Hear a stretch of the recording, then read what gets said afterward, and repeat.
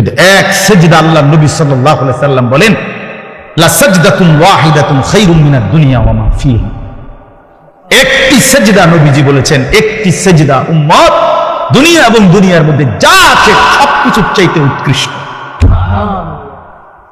খায়ের, সেই সেজদাটা যার ছুটে গেছে সে কি পরিমাণ বদনসিব। আল্লাহ নবী সাল্লাল্লাহু আলাইহি ওয়াসাল্লাম বলেন আকরাবু মা ইয়াকুনুল আবদু মির রাব্বিহি ওয়া হুয়া সাজিদ। নবীজি বলেন বান্দা আল্লাহ তাআলার সবচেয়ে ঘনিষ্ঠ হয়, আল্লাহর কাছে যায় বান্দা সবচেয়ে বেশি যখন সে সেজদা করে। কি করে ভাইয়া বলেন না? সেজদা করে। সেজদা করলে বান্দা আল্লাহর সবচেয়ে প্রিয় হয়। আর আরবিতে একটা নিয়ম আছে, আপনার কোন জিনিসের পক্ষ দেখে উল্টাটা বোঝা যায়, উল্টাটা দেখে বাওটা বোঝা যায়। তো আরাফুল আশিয়া বিল আবগাদ, তো এটার উল্টা যেটা, তো এটাও তো বোঝাই যায়। আল্লাহ তাআলার সবচেয়ে ঘনিষ্ঠ হয় সেজদার দ্বারা, তো আল্লাহ তাআলার সবচেয়ে দূরে হয় সেজদা না করার দ্বারা। বান্দা আল্লাহ তাআলার কাছে সবচেয়ে ঘৃণিত হয় যখন সে সেজদা করে।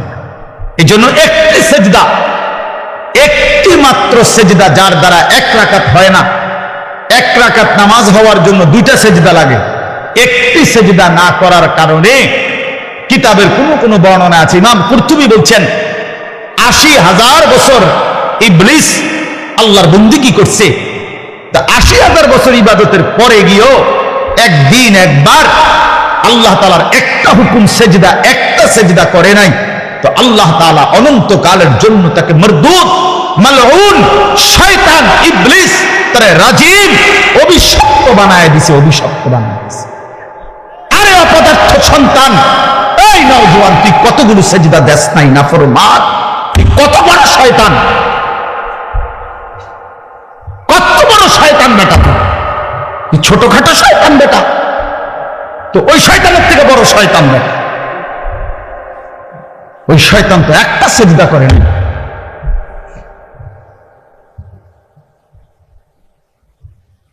তুমি শয়তান কয়টা সেজদা করো না? কতদিন হয় ফজরের নামাজ পড়ো না? কতদিন হয় বলো? এখন ছেলেরা দাঁড়ায় দাঁড়ায় বলো ফজরের জামাত কয়টায়? কতদিন হয় মসজিদে ফজরের নামাজের জামাত পড়ছে? হ্যাঁ,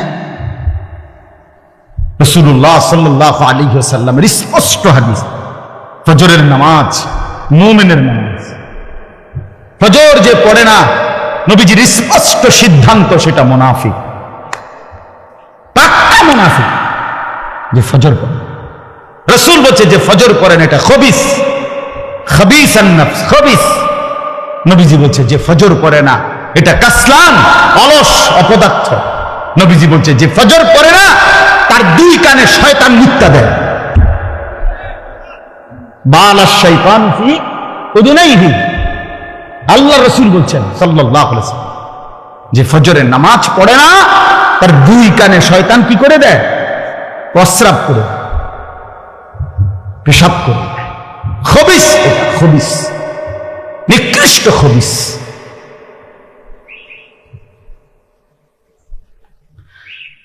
মান কাসুরা সালাতুহু হাসুনা ওয়াজহুহু, নবীজি বলে যে নামাজ বেশি পড়ে আল্লাহ তাআলা তার চেহারা সৌন্দর্যময় করে। যার নামাজ যত বাড়বে তার চেহারার নুরানিয়াত, সৌন্দর্য তত বাড়বে। হোক না সে কালো, হোক না সে নিগ্রু, কিন্তু তার চেহারা মায়াময়। বেলাল তো ছিল কালো, আল্লাহ তাআলার কাছে দামি। আবু লাহাব তো ছিল শুধু সুন্দর না, সুন্দরের আব্বা, সুন্দরের আব্বা। আবু লাহাব শব্দের অর্থ হলো সুন্দরের বাপ। আবু লাহাব একবার টকটকে সুন্দর ছিল, বেশি সুন্দর আছিল আবু লাহাব। আবু লাহাবের নাম আবু লাহাব না, আব্দুল উজ্জা, ওইটা ছিল তার মূল নাম। আর আবু লাহাব তার উপাধি, মানে এত বেশি সুন্দর ছিল, টকটকে সুন্দর। অথচ সে আল্লাহ তাআলার কাছে কি পরিমাণ ঘৃণিত! কি ভাই, বেলাল কি পরিমাণ প্রিয়, কি পরিমাণ প্রিয়! কোরআন শরীফ আছে সূরা নিসার মধ্যে 69 নম্বর আয়াত, এক হাবশী সাহাবী, কালো নিগ্রু সাহাবী, আফ্রিকান হাবশী সাহাবী একদিন নবীজিকে, এক সাহাবী আল্লাহ নবী সাল্লাল্লাহু আলাইহি সাল্লামকে একদিন বলছি, ইয়া রাসূলুল্লাহ, আমার একটা প্রশ্ন ছিল, কথা ছিল। আল্লাহ নবী সাল্লাল্লাহু আলাইহি সাল্লাম বলেন, বলো। বলছে, ইয়া রাসূলুল্লাহ, আপনি অনেক সুন্দর, আমি একদম কালো, আপনার সৌন্দর্যের সাথে আমার চেহারা সুরতের কোনো তুলনাই নাই। আপনি অনেক গুণের অধিকারী, আমার কোনো গুণে নাই, আপনার সাথে আমার কোনো তুলনাই নাই। কিন্তু আমার একটা সান্ত্বনা তো আছে দুনিয়াতে, যে আমি যখনই আমার মনটা চায়, আমি শত কালো হই, শত দুর্বল হই, সামান্য মানুষ হই, তা আমি আপনারে দৌড়াই আইসা দেখি, আর আপনারে দেখলে আমার দিল শান্ত হয়ে যায়। এখন আমার প্রশ্ন হইল, হাসরের ময়দানে তো আপনি আল্লাহ তাআলার উচ্চ জান্নাত, সর্বোচ্চ জান্নাতে চলে যাবেন, কারণ আপনি তো সর্বশ্রেষ্ঠ, আপনারে তো আল্লাহ জান্নাত দিবে, সর্বোচ্চ জান্নাত। আর আমারে দিবে কিনা তার কোনো নিশ্চয়তা নাই, যদি দেয় দিব, যে কোনো একটা জান্নাতেই তো দিব, আমারে দিল, দয়া করে যদি আল্লাহ দেয়, সেইটা তো আর আপনি যেখানে থাকবেন ওইখানে না। তাহলে এখন আমার প্রশ্ন হলো, ইয়া রাসূলুল্লাহ, এখন তো আমি শত দুর্বল হওয়ার পরেও কোন দিক থেকে আপনার সাথে আমার তুলনা নাই, তারপরেও আমি দৌড়াইয়া এসে আপনারে দেখতে পাই। এখন জান্নাতে যাওয়ার পরে আপনি থাকবেন কত উঁচা জান্নাতে, সেখানে তো আমি আপনাকে দেখব না, আমি থাকবো আমার জান্নাতে। ইয়া রাসূলুল্লাহ, আল্লাহর কসম নবী, এই জান্নাতে গিয়েও যদি আমি আপনাকে না দেখি, তো ওই জান্নাতে থাকাটাও তো আমার জন্য কষ্টকর হয়ে যাবে। আমি কি তাইলে আপনাকে দেখব না তখন? তখন আল্লাহ তাআলা কোরআনুল কারীমের আয়াত নাজিল করে আল্লাহ তাআলা বলেন, বন্ধু ওরে বলেন, ব্যবস্থা আছে, আপনার সাথেই থাকবে। ওয়ামান ইউতি'আল্লাহা ওয়ার রাসূল ফাউলাইকা মা'আল্লাযীনা আন'আমা আল্লাহু আলাইহিম মিনান নাবিয়্যিনা ওয়াস-সিদ্দীকিন ওয়াশ-শুহাদা'i ওয়াস-সালিহিন ওয়া হাসুনা উলাইকা রাফীকা। রব্বুল আলামিন বলেন, বন্ধু আপনি বলে দেন, যে বা যারা আল্লাহর আনুগত্য করবে, আপনি রাসূলের অনুসরণ করবে, আমি আল্লাহ ওয়াদা দিলাম ওই ব্যক্তি বা গ্রুপকে, ওই সম্প্রদায়কে, ওই মানুষগুলোকে সরাসরি আপনারা সমস্ত নবীদের সাথেই থাকতে দেব। ফাউলাইকা মা'আল্লাযীনা আন'আমা আল্লাহু আলাইহিম মিনান নাবিয়্যিন, সমস্ত নবীদের সাথে থাকতে দেব। 2 নম্বরে নবীদের পরে যারা শ্রেষ্ঠ উম্মত, তারা হলো সিদ্দিক, তাদের সাথে থাকতে দেব। 3 নম্বরে এরপরে সর্বশ্রেষ্ঠ যারা শহীদগণ, তাদের সাথে থাকতে দেব। 4 নম্বরে যারা আমার সালেহীন, আমার সমস্ত হুকুম মাননেওয়ালা নেক বান্দা, তাদের সাথেই থাকতে দেব। ওয়া হাসুনা উলাইকা রাফীকা, আল্লাহ বলেন তখনই দেখবে সে কি উত্তম, কি চমৎকার বন্ধু পেল। প্রিয় ভাই আমার, বাবা আমার, পর্দার আড়ালের মা বোন আমার, এটা বোঝা উচিত। আজকে নওজোয়ান তোমরা বুঝতেছ না, কোনোটাই বুঝতেছ। কি এক নেশার, কি এক মোহ, কিসের উপরে জিন্দেগি শেষ করে দিচ্ছ। না মায়ের সাথে কোনো বাঁধন আছে, না বাবার সাথে কোনো বন্ধন আছে, না উলামায়ে কেরামের সাথে কোনো বাঁধন আছে, না ইমাম সাহেবের সাথে কোনো সম্পর্ক আছে, না আল্লাহর সাথে, না রাসূলের সাথে, না কোরআনের সাথে, না ইসলামের সাথে। কিরে ভাইয়া, মুসলমানের ঘরে জন্ম নিয়া এক মুসলমান পবিত্র মায়ের 2টা বছর দুধ খাইয়া মুসলমানের অঞ্চলে মহল্লায় থাইকা এভাবে আল্লাহরে ভুলে গেলা কেন? আর এইটা কি? তুমি কি আফ্রিকার জঙ্গলে থাকো যে নামাজ চেনো না? তুমি কি হিমালয় পর্বতের চূড়ায় বড় হইছিলা যে তুমি এক ওয়াক্ত নামাজ দেখো নাই? চারিদিকে এত মসজিদ, চারিদিকে এত মাদ্রাসা, চারিদিকে উলামায়ে কেরাম, এরপরও এক ওয়াক্ত নামাজও যারা পড়ো না। আরে জানোয়ার, তুই এত বড় জানোয়ার হইলি কেমনে? এত বড় হাইওয়ান কেমনে হইলি? তুই কোন মার দুধ খাইলি? মুসলমানের বাচ্চা কেমনে এত বড় জানোয়ার, মুসলমানের বাচ্চা এত বড় গাদ্দার কেমনে হয়, মুসলমানের ঘরে জন্ম নিয়ে এত বড় গাদ্দার হয় কেমনে নিয়া? এটা কি ধরনের বাচ্চা? ওই এভাবে আল্লাহরে ভুলে গেল কেন? ওই এভাবে আখিরাত ভুলে গেল কেন? আহা ভাইয়া আমার, আখিরাত তো অনেকগুলো ঘাটি। এক নম্বরে হচ্ছে জান কবজ হওয়া, মৃত্যু, এরপরে কবর, এরপরে হাসরের মাঠ, এরপরে মিজান, এরপরে ফুলসিরাত, এরপরে জান্নাত জাহান্নাম, এবং এক একটা হাজার হাজার বছরের লম্বা ঘাটি। বন্ধু আমার, শুধুমাত্র কসম আল্লাহর, কোন ব্যক্তি যদি বেঈমান, কাফের, মুশরিক, নাফরমান, পাপী জিন্দেগি নিয়া মৃত্যু পর্যন্ত পৌঁছে, খোদার কসম শুধু মৃত্যুর যন্ত্রণা, শুধু জান কবজের যন্ত্রণা, আল্লাহ কসম এটুকুই সহ্য করার ক্ষমতা তার থাকবে না। এই জান কবজের যন্ত্রণার সামনে তার 60 বছরের দুনিয়া যা ভোগ করছিল, মজা করছিল, 1 সেকেন্ডে ভুলে যাবে।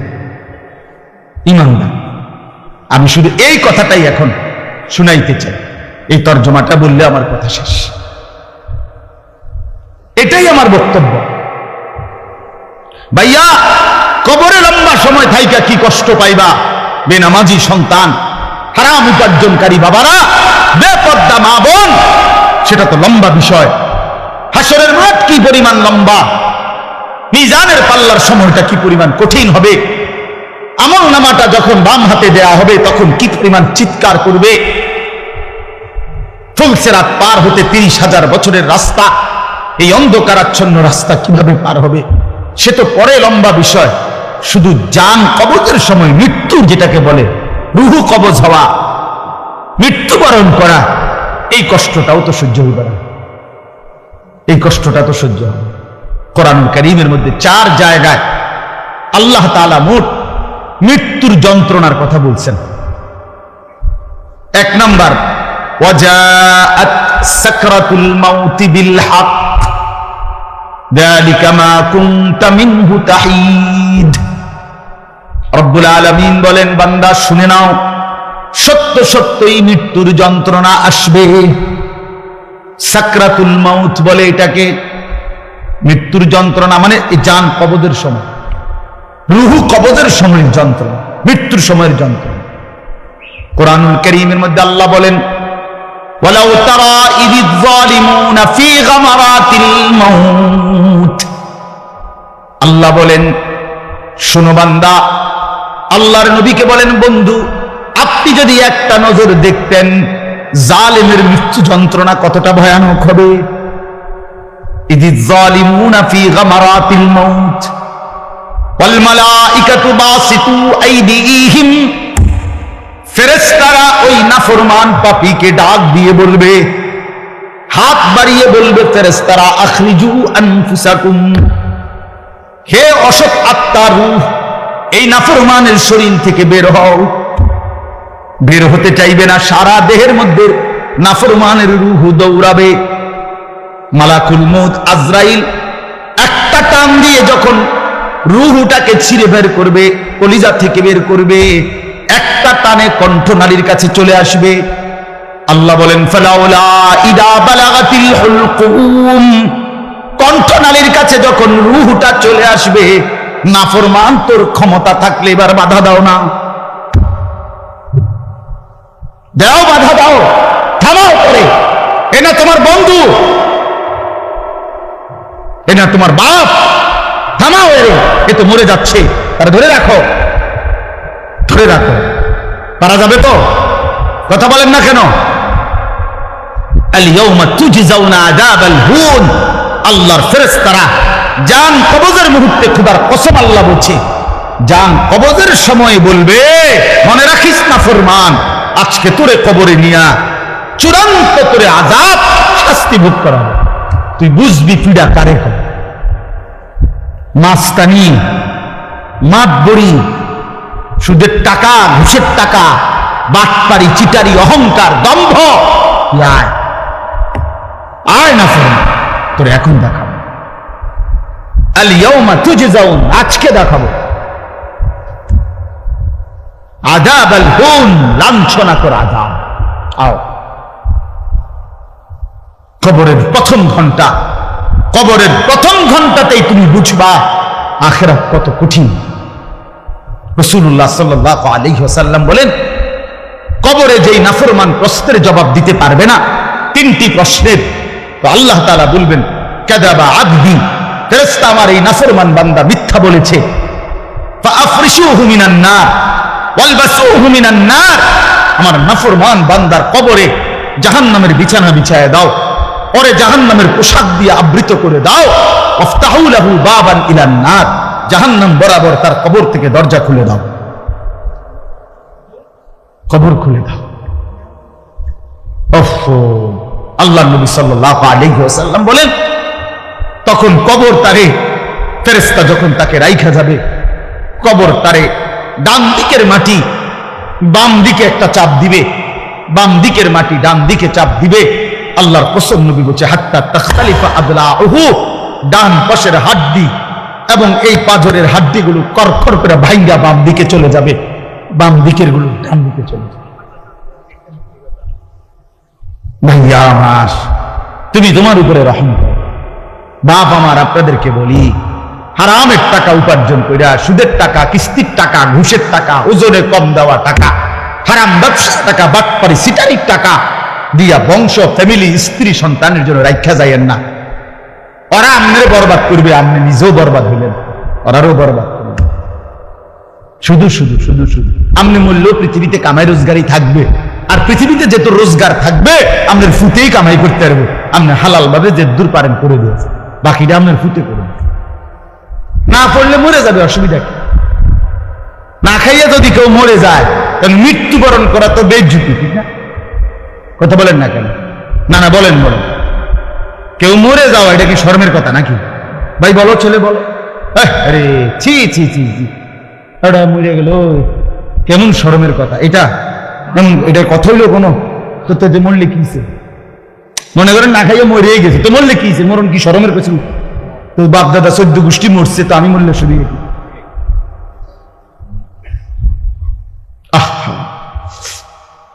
এজন্য বন্ধু আল্লাহ তাআলা বলছেন, ওয়ালাউ তারা ইযিয যালিমুন, এই শুনেন বন্ধু, আপনি যদি একটা নজর দেখতেন, আমরা তাফসীরে কিতাবে পড়ছি, আত-তাযকিরা, ইমাম কুরতুবী রাহমাতুল্লাহ আলাইহির কিতাব আত-তাযকিরা ফি আহওয়ালিল মাউতা ওয়া উমুরিল আখিরা, অনেক সুন্দর কিতাব, বাংলা অনুবাদ হয়েছে মৃত্যুর ওপারে। ইমাম কুরতুবীর খুব সুন্দর, অনুবাদটাও অসাধারণ। এই বইটা আছে, ইব্রাহিম আলাইহিস সালাম একবার আজরাইলকে বলছিল, মালাকুল মউত আজরাইল, নাফরমানের জান কবজ করবার সময় তুমি যে চেহারাটা হয় তোমার, ওটা আমার একটু দেখাও।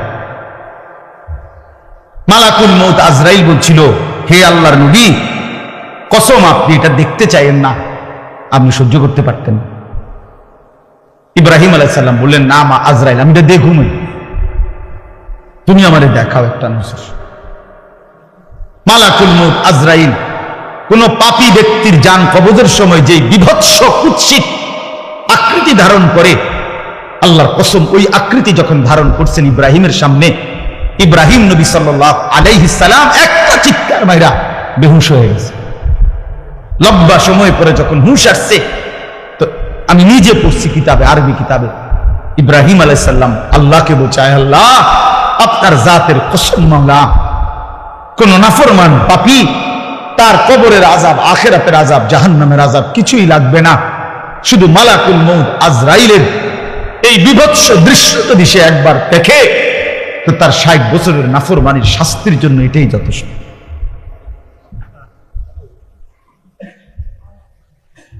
হ্যাঁ, আখরিজু আনফুসাকুম, এখানেও আল্লাহ তাআলা এই কথাটা বলছে, ফালাউলা কাল্লা ইদা বালাগাতিত তারাকিয়া। আল্লাহ তাআলা বলেন, কখনোই না বান্দা, অর্থাৎ কোনোভাবেই থামাইতে পারবে না, ইদা বালাগাতিত তারাকিয়া, প্রাণ যখন, রূহ যখন কলিজা থেকে ছিঁড়ে ফেরেশতা মালাকুল মউত টান মারবে, যখন কণ্ঠনালীতে পৌঁছে যাবে তখন আর কোনো নাফরমান, কোনো তওবা, কোনো ইস্তিগফার, কোনো চিৎকার, কোনো ঝাড়, কোনো ফুক, কোনো ডাক্তার, কোনো কবিরাজ, কোনো বৈদ্য, কোনো কিছু দিয়েই আর নিজেকে ফেরাইতে পারবে না। ইদা বালাগাতিত তারাকিয়া,